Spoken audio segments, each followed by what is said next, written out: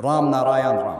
এই আকৰ্ষণৰ বাবেহে জীৱ জগত এজনে এজনৰ প্ৰতি মৰম ভাল পোৱা থাকে।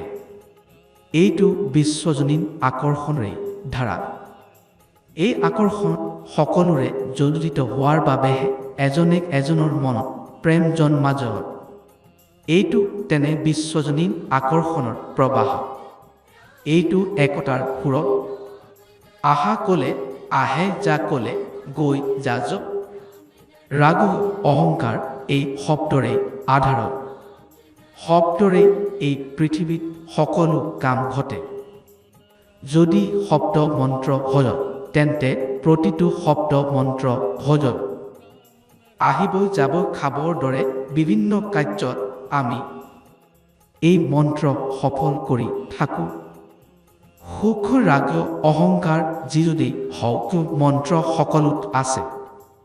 এই শব্দ বিশ্বজনীন বিশ্বৰ পৰা পৃথক নহজ।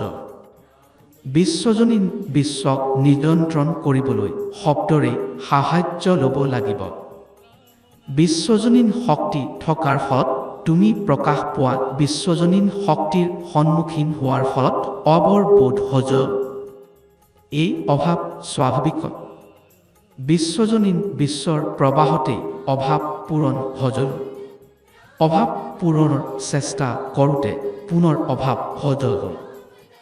আমি শব্দক আমাৰ নিয়ন্ত্ৰণত লৈ বিশ্বজনীয়তাৰ পথত আগবাঢ়িম। এই পৃথিৱীৰ প্ৰতিটো কাম শব্দৰ সাহায্যে হজ।